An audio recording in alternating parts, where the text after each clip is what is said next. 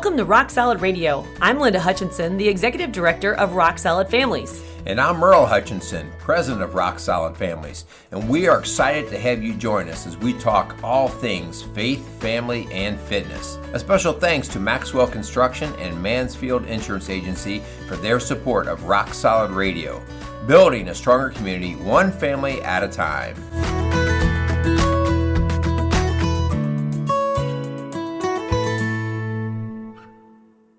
Hello, Rock Solid families. Welcome to Rock Solid Radio. This is Merrill Hutchinson and my lovely wife. Hi, honey. How are you? I'm good, Miss Linda. How are you doing today? I'm doing good. It's still sunny out. It is. I'm loving it. I'm loving it. You would love it if summer just lasted all year long. Keep it rolling. Hey, so tonight's topic is, I didn't really know what the title is, so it's going to go way beyond this subject, but to keep it simple, it's called Family Mealtime. There you go. But it really is the topic's going to branch out from there, and it's going to cover these whole ideas of being together as a family and what it means to be meaningful and mindful about family time. Intentional. Yeah, being intentional. So that's going to be kind of the gist of our conversation. And I think we're probably going to step on a lot of toes. And most importantly, and I hate to admit it, it's going to step on you and I's toes. Yeah. And this isn't just about what food you're serving your kids. This is going to go way beyond of really how we can do some work in our homes and families that just really gives us intentional quality time together. Yeah, what that looks like and what happens during family time. And we will give some great examples of how we can see the change in our culture today because we've seen family time sort of get sidetracked. Yeah, what happens when it's not done. Yeah. So anyway, we better say thanks to some of our sponsors. So our first sponsor here, we want to welcome and thank Maxwell Construction. Maxwell Construction was founded in 1988 by John Maxwell. Since that time, Maxwell Construction has grown and expanded to become among the most recognized commercial construction companies in the tri-state area. What separates Maxwell Construction apart from their competition is their emphasis on being a service-oriented to help meet the individual needs of their customers. So whether you're wanting to build a school, a hospital, a restaurant, apartment, or retail center, Maxwell Construction is able to meet your needs. Call Maxwell Construction today at 812-537-2200. That's 812-537-2200. 2200. Hon, I think about Maxwell Construction, and they have been with us since the very beginning of Rock Solid Radio. And so we are so thankful for their support, as well as the support of Mansfield Insurance Agency. They have built a reputation in business, built on caring and listening and protecting their customers, began in 1981.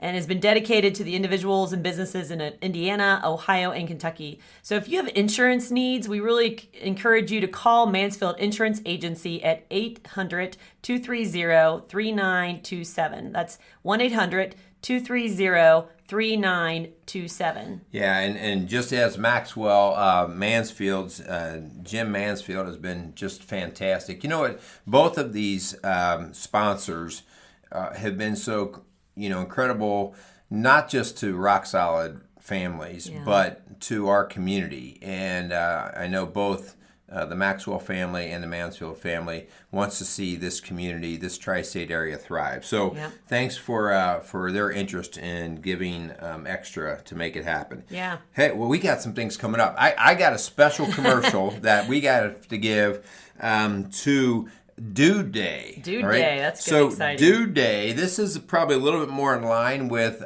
Strong Dads, our other podcast, but Dude Day is a day that is going to be hosted by Whitewater Crossing Christian Church.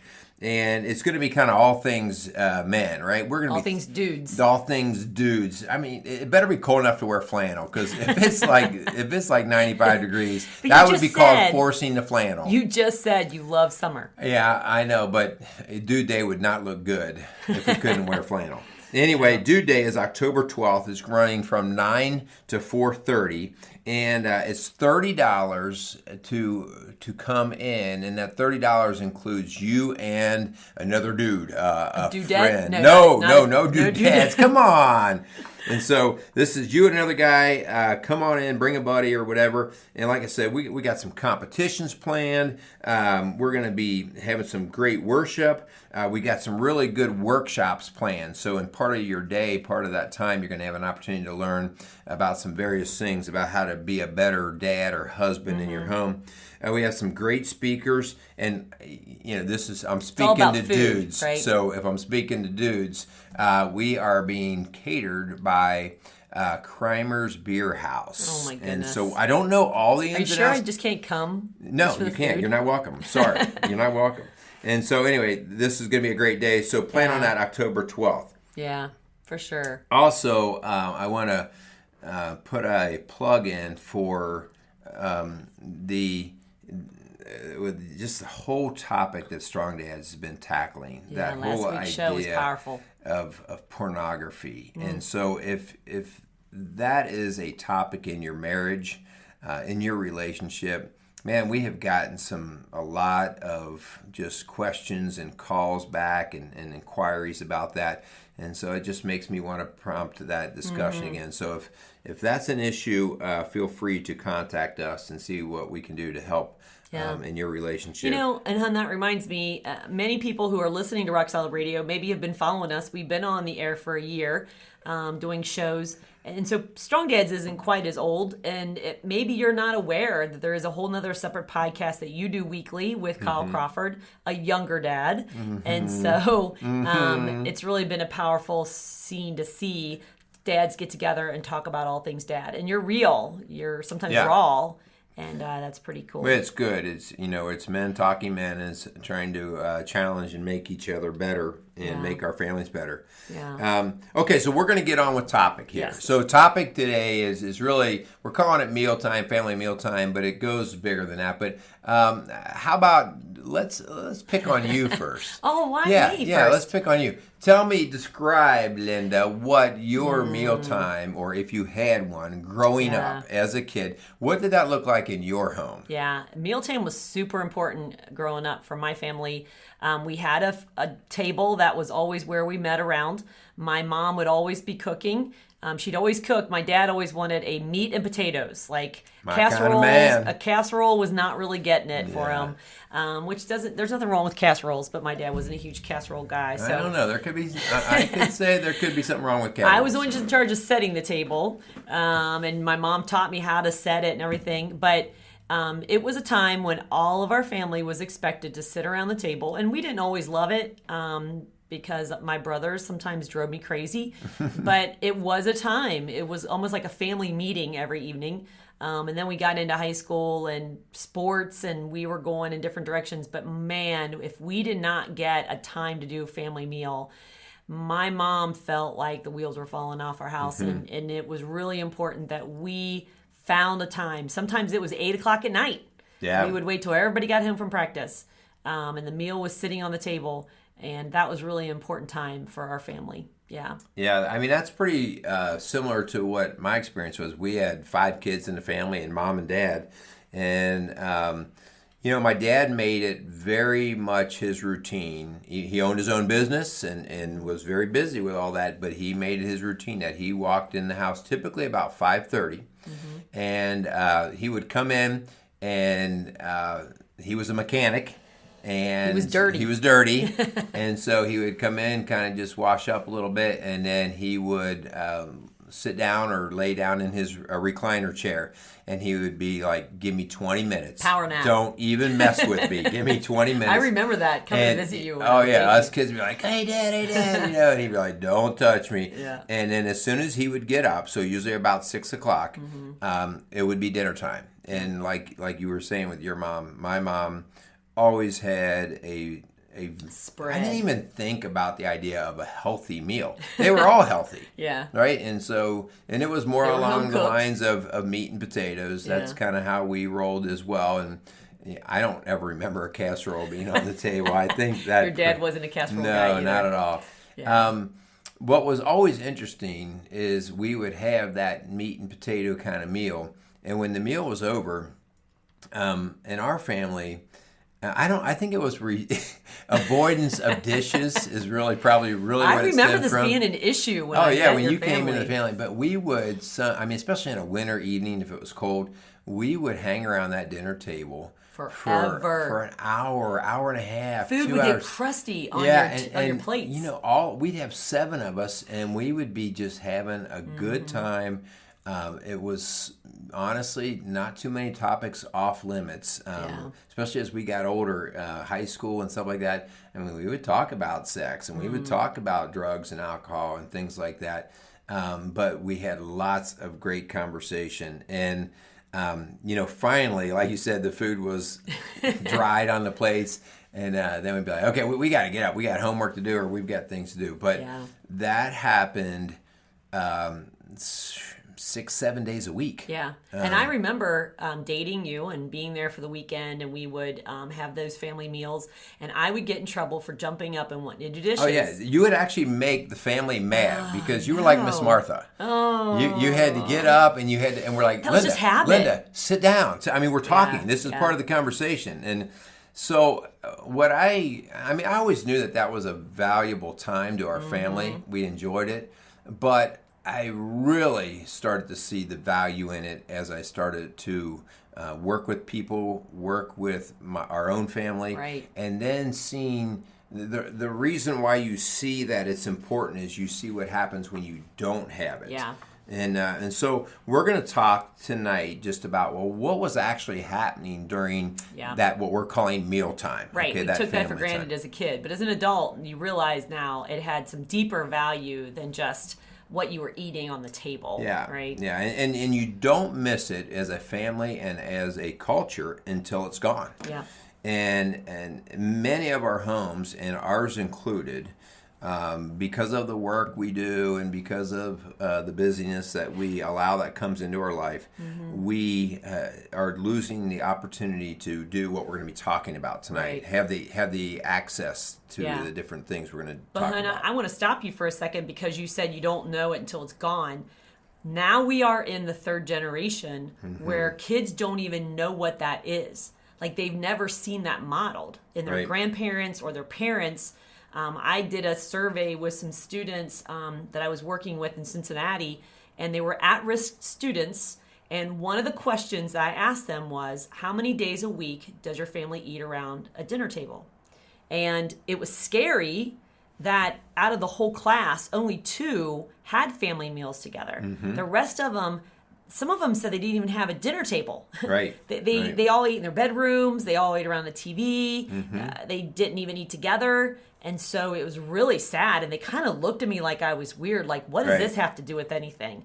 But I really believe there was a direct correlation to the at-risk behavior, academics, family dynamics, and their mealtime. Yeah. And I mean, this isn't something that we're going to make up. And again, if you're out there and you're going to try to look for exceptions in the rule, like we try to do, because sometimes we try to rationalize what we're doing to make us feel better. Yeah. But the proof is in the pudding in a lot of different ways. And we're going to cover some of the things today in our conversation about really what starts to lack and how we see the symptom of that lack. Right. And so what is actually happening at the family mealtime, if that's what we call it, or the family time together. So it might around be in the a table. Right. It might be in a table. It might be driving together. We know families that have a fairly long drive to get their kids to school.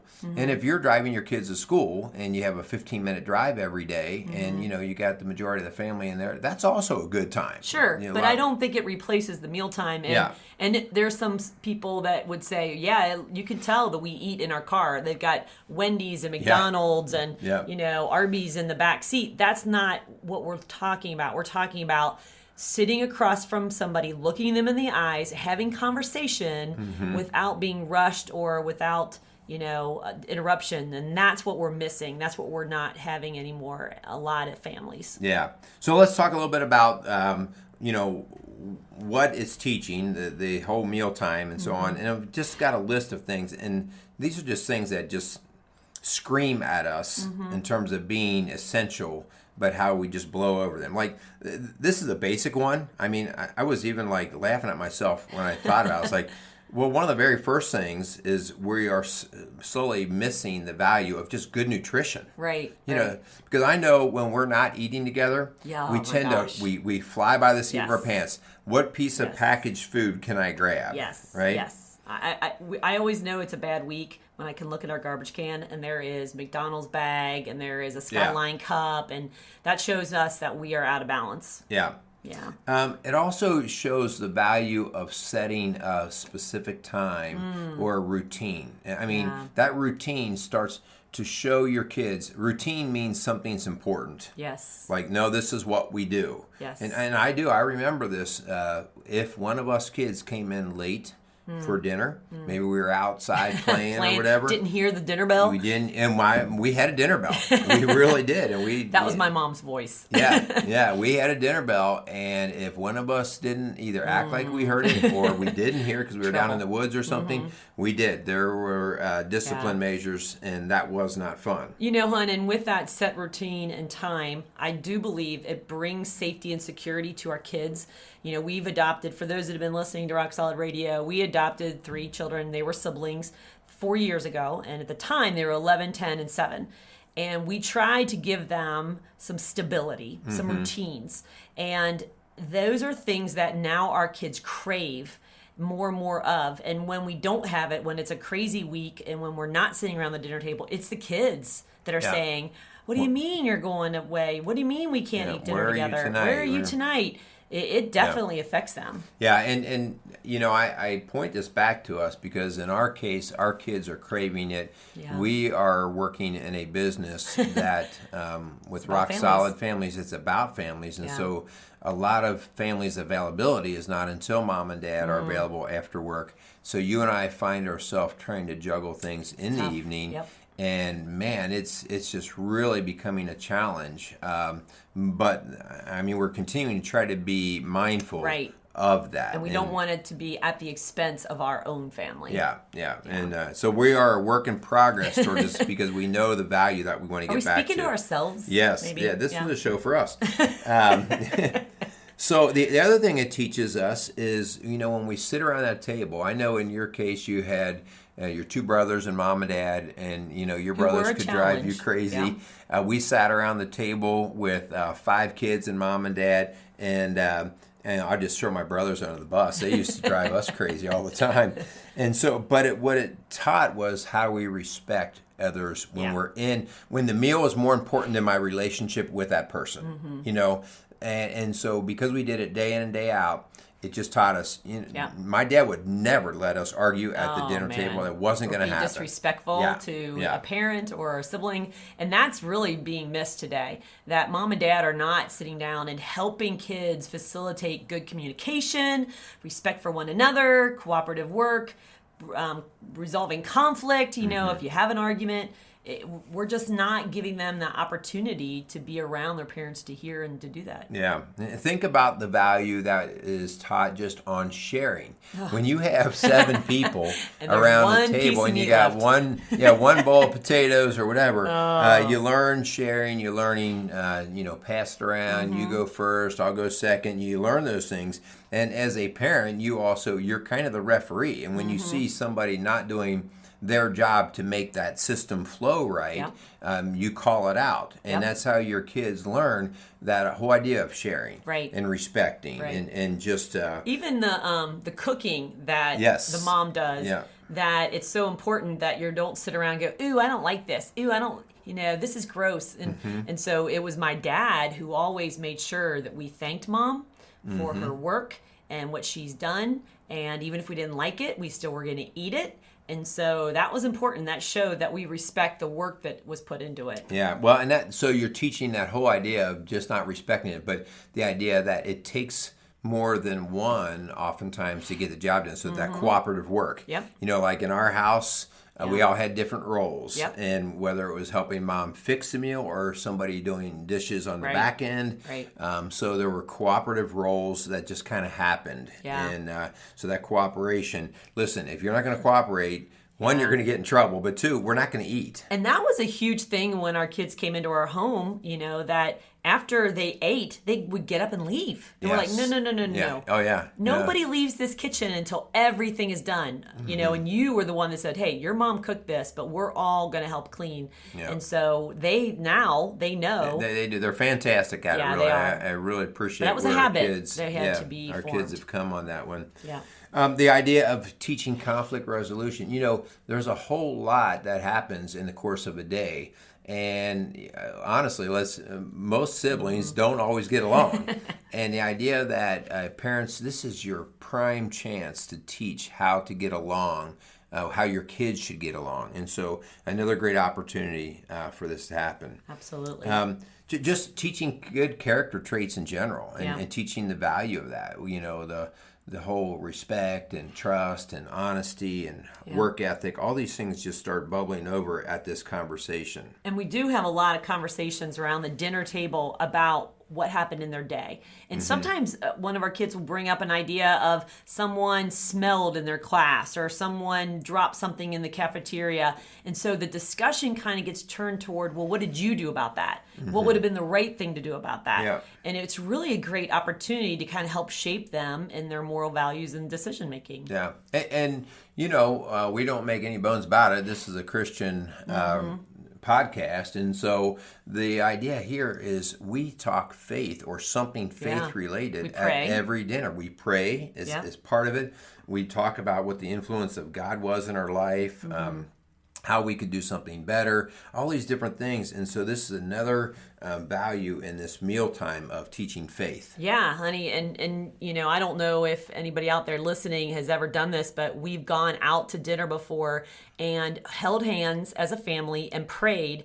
I can't tell you how many times people have come up to us and we're shocked.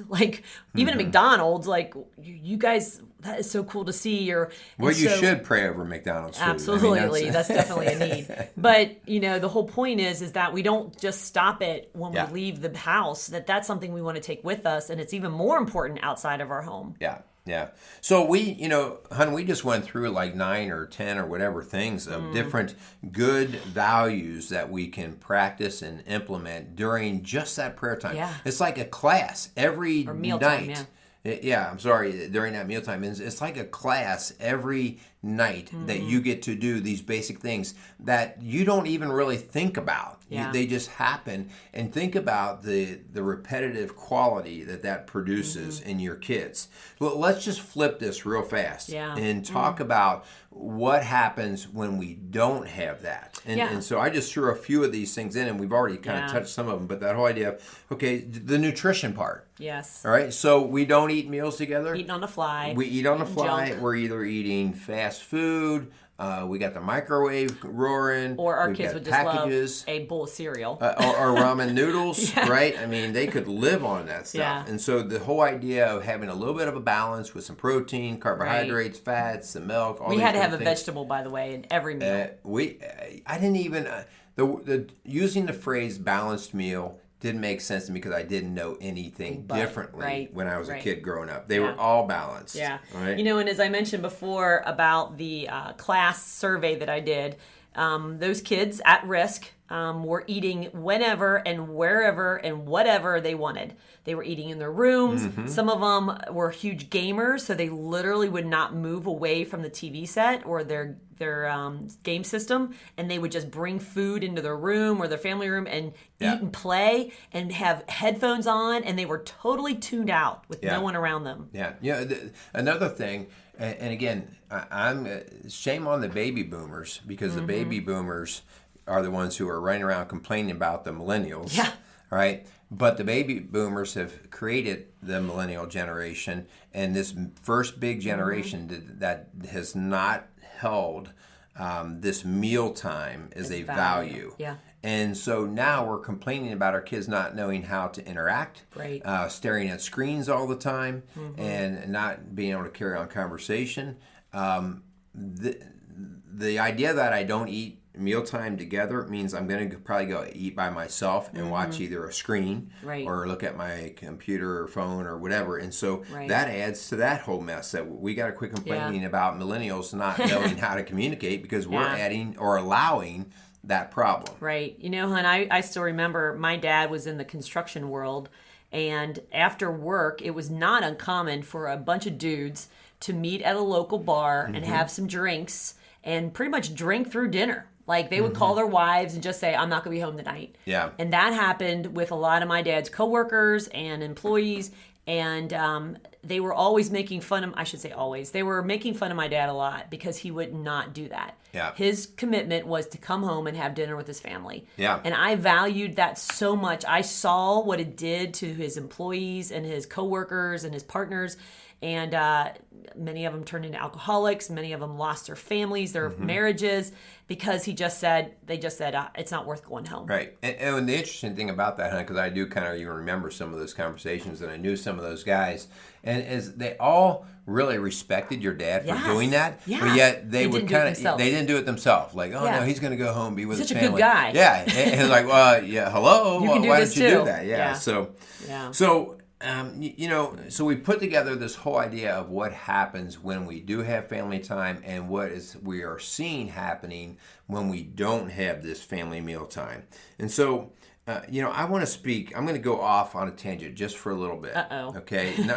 Well, because so much of these things that we just talked about are what we are calling today character traits.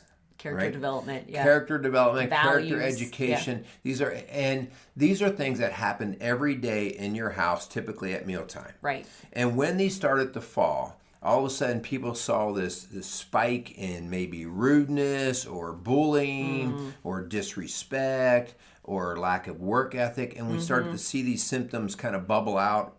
And guess who got handed the job of teaching character education? It went into the schools. It went to the schools. The teacher's job. And again, I don't want to bash the schools on this. I was in charge of it, okay? You were teaching character development. I taught. That's what I did for a good part of my years as a school counselor. I was in charge of that, and I saw the absolute need for it. But I knew from the very get-go, this is kind of a shame. This was not my job. No, well, it's not that it's not my job. I needed to reinforce what the parents were already doing rather than the parents reinforcing what I'm doing. Yeah. Okay, so I just sort of took away some of the control of what happens in your home. And so what I really want to say here is, Mom and Dad, I challenge you to think twice about giving the teaching responsibility of what kind of kid you want to raise, that is so giving true, that to the school. Yeah.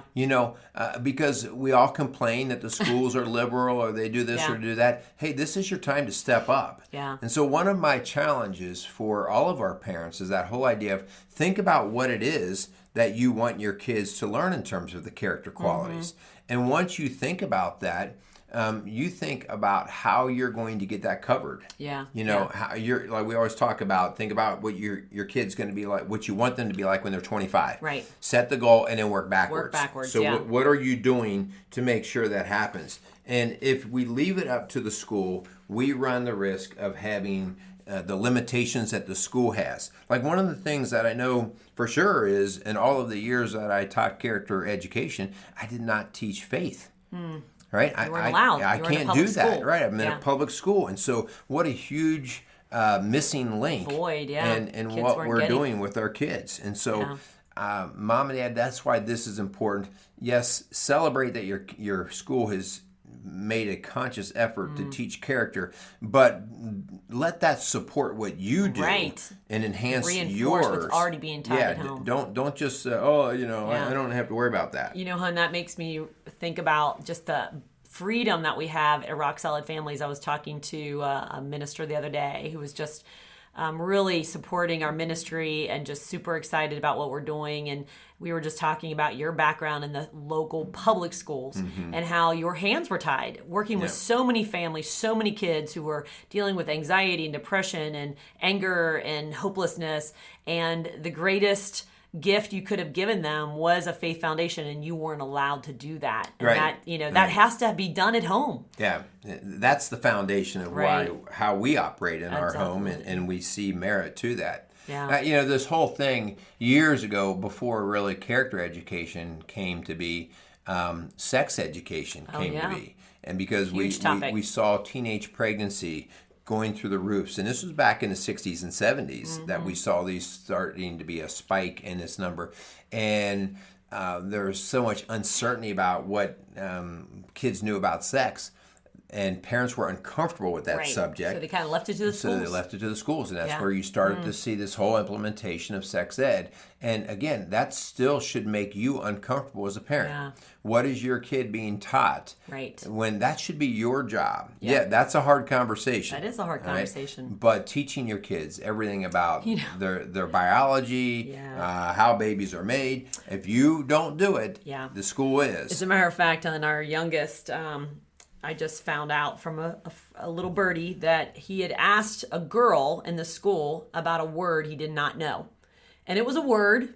Do I want to hear this? No, I'm not going to say the word. But it was a word that he should have come home and asked us. Yeah. And instead, it made a very awkward conversation for a junior high girl. And so we had this conversation over meals at the dinner table about where's the right place to go when you have questions or you hear people say things or you're wondering about things, to come to us. Yeah. Because we're going to give you a safe place to go, and we're going to give you that answer that you need, not a junior high answer. Yeah, and that's, you were able to actually kind of put a boundary and guide that conversation. That's good stuff. Okay, so we're going to wrap things up, but what do we want to walk away with, So in Hebrews 10:25, this is just a solid verse. And 10:25 says, "Not neglecting to meet together, as is the habit of some, but encouraging one another, and all the more as you see the day draw near."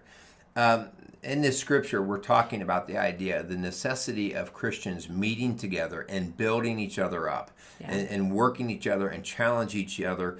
And in your case, in your family, this is your job, your opportunity. Don't neglect meeting together. Right. Yeah. I mean, the writer of Hebrews was obviously talking about the church and the people, but that includes your family. You know, your family is supposed to be your first mission field. And so if they're not coming together, then how are we going to build off of that? Yeah.